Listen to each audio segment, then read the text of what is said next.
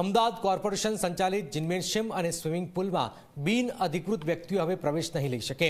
બિન અધિકૃત વ્યક્તિઓને પ્રવેશતા રોકવા માટે Ahmedabad corporation face recognition system પણ ઇન્સ્ટોલ કરશે।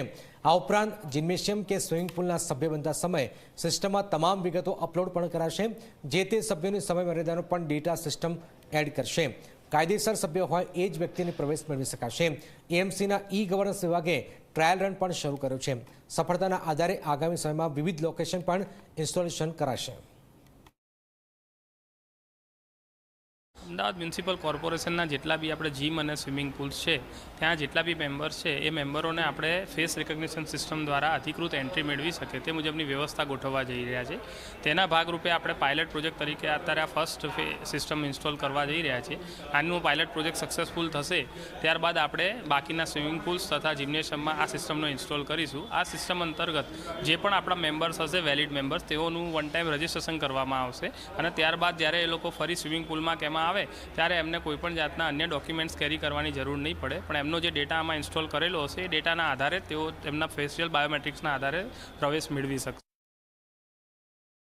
અમદાવાદ મ્યુનિસિપલ કોર્પોરેશનની માલિકીના જિમ્નેશિયમ અને સ્વિમિંગ પુલમાં કેટલાક અનવોન્ટેડ લોકો પણ સમયાંતરે પ્રવેશ મેળવી લેતા હોવાની ફરિયાદ મળી હતી, જે બાદ તંત્ર દ્વારા આનો ઉપાય શોધી કાઢવામાં આવ્યો છે અને હાલમાં ફેસ રેકગ્નિશન સિસ્ટમ આગામી સમયમાં ઇન્સ્ટોલ કરવામાં આવનાર છે, જેના ભાગરૂપે હાલમાં તેનો ટ્રાયલ રન શરૂ કરવામાં આવ્યો છે।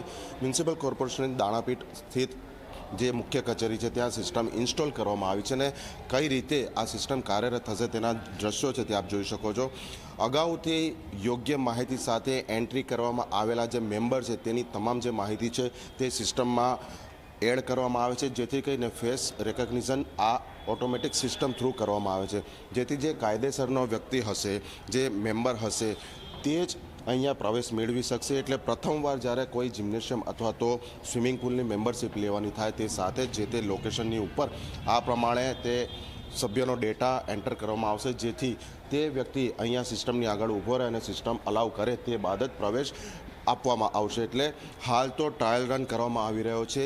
આ ટ્રાયલ રનની સફળતાના આધારે આગામી કયા લોકેશન ઉપર પ્રથમ ઇન્સ્ટોલેશન કરવું તેનો નિર્ણય કરવામાં આવશે।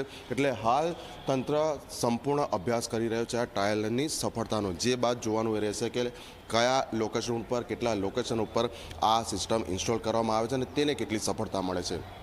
કેમેરા પર્સન ઉમેશ પરમાર સાથે અર્પણ કાયદાવાલા ઝી મીડિયા।